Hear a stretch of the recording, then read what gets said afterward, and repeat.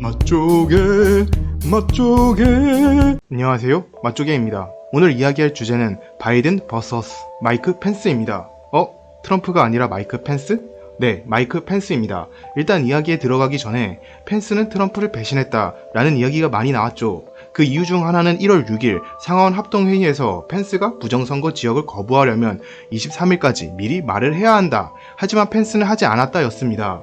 미국 변호사가 이것에 대해 헌법에는 이런 말이 없었다 라고 말했죠. 트위터가 못 믿어오시면 뉴스 기사도 있습니다. 즉 23일까지 미리 말해야 된다는 것은 언론의 장난질이었던 것이죠. 그리고 다른 이유는 펜스가 1월 6일 해외로 나간다 였습니다. 이는 펜스가 1월 6일날 뭔가를 할 생각이 없다 라는 추측으로 이어졌습니다. 하지만 이 1월 6일 해외로 나가는 일정, 이스라엘로 떠나는 일정이 취소되었습니다.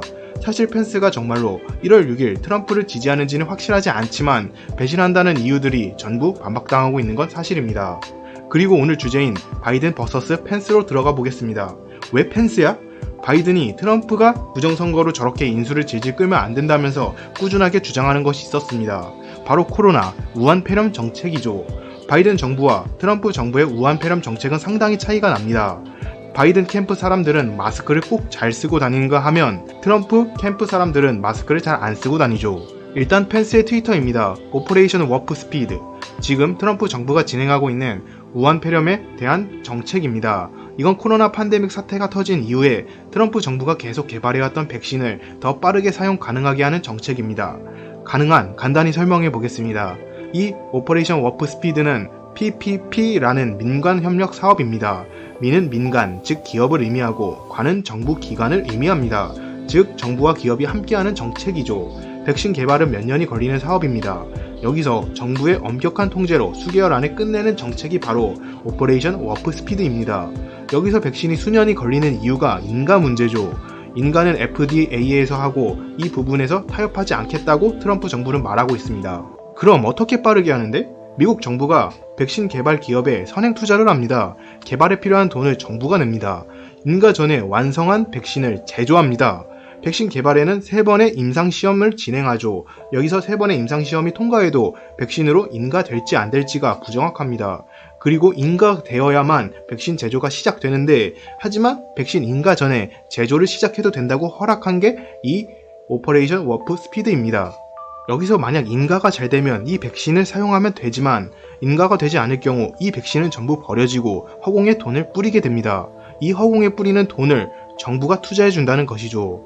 이러한 스피드를 상징하기 위해서 워프라는 단어를 선택한 겁니다. 아마 SF 영화를 보시면 우주선이 워프하는 공간과 공간을 빠르게 이동하는 걸 보실 수 있습니다. 오퍼레이션 워프 스피드에서 워프는 바로 그 워프를 뜻하는 것이죠. 여기서 트럼프 정부는 백신의 유효성을 50%로 보고 있습니다. 접종하는 사람이 접종하지 않는 사람보다 코로나에 감염될 확률을 50% 낮춘다는 것이죠. 네, 백신을 맞는다고 하더라도 코로나에 감염될 수도 있다는 것입니다. 이 결과 지금 미국에서 백신을 맞은 사람들도 코로나에 감염되는 상황이 나오고 있습니다. 그리고 바이든은 이를 보고 트럼프의 백신은 효과가 없다 라고 말합니다. 하지만 매년 유행하는 계절 독감의 유효성은 높으면 60%까지 가지만 낮으면 30%대인 경우도 있습니다. 이 점을 감안하면 트럼프 정부가 선택한 50%는 나쁘지 않은 수치이죠. 이런 오퍼레이션 워프 스피드 정책으로 펜스는 예정했던 백신 20만 배포에 곧 도달할 것이라고 말하고 있습니다. 왜 갑자기 이런 말을 했냐면 말이죠. 바로 바이든이 시비를 걸었기 때문입니다. 항상 바이든은 트럼프 정부의 우한 폐렴 정책은 잘못되었다 라고 주장해왔고 이번 12월 29일에도 CNN에서 트럼프 정부의 우한 폐렴 정책을 깠습니다. 트럼프 정부는 백신 배포에서 뒤처져 있다. 원래 트럼프 정부가 계획했던 것보다 결과가 안 따라주고 있다고 말한 것입니다. 바이든은 미국 국민들이 지금 백신을 원하고 있는데 트럼프 정부는 뭘 하고 있냐? 내가 저번부터 지적했던 것처럼 백신의 배부와 접종이 전혀 안 되고 있다. 바이든 정부가 들어선다면 이것의 5배를 올릴 것이다 라고 주장하고 있습니다. 여기에 마이크 펜스는 대응했습니다. 우리는 수만 명의 국민들이 백신을 맞을 수 있도록 주 정부와 매일 의견을 나누고 있다. 그리고 이것은 거짓말이 아닙니다. 미국 정부의 보건복지부의 공식 트위터에서는 첫 번째로 19만 개의 백신을 할당했고 몇 주 안에 두 번째로 20만 개의 백신이 확보된다는 목표에 달성했다 라고 12월 30일에 말하고 있습니다. 그런데 배부가 되고 있는데 바이든이 전혀 배부가 되고 있지 않다는 거짓말을 한 것이죠. 네, 바이든은 지금 거짓 뉴스를 흘린 것입니다. 거기서 트럼프 대통령도 12월 30일 트위터로 바이든에게 대응하고 있습니다. 우리는 백신을 개발하고 그 후 절차가 신속하게 진행될 수 있도록 돈을 투자했고 이뿐만 아니라 각 주에 백신을 뿌렸다. 그 다음은 주 자체의 문제이다. 여기서 이 백신을 잘 접종시키는 주가 있는가 하면 그렇지 않은 주도 있습니다. 거기서 백신을 잘 접종시키지 않은 곳은 바로 민주당의 주지사가 있는 주라고 트럼프는 말하고 있습니다. 저 개인적으로는 바이든이 이 민주당 주지사가 있는 주의 백신을 잘 숨겨두었다가 바이든 정부가 들어서는 순간 풀어서 자기가 주장한 대로 백신을 5배는 불가능하더라도 2배 가까이 올려서 봐봐라 우리 정부는 이렇게 일 처리한다 라고 홍보하며 자신의 지지율을 올릴 더러운 생각이 아닌가 싶습니다.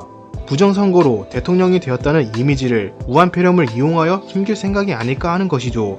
저 개인적으로는 바이든이 사람 목숨 가지고 장난치는 것으로 보입니다. 지금 부정선거에 대한 정보는 계속 나오고 있습니다. 대표적으로 위스콘신에서 최소 5만 표가 헌법에 어긋나는 부정투표에 의한 표라고 합니다. 이것은 거의 확정적인 것이고 이러한 점을 가지고 트럼프 변호단은 12월 30일 헌법 위반을 한 5만 표에 대하여 연방대법원에 소송을 시작했습니다.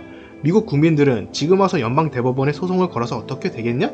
연방대법원은 믿을 수 없다 라는 의견이 나오고 있습니다.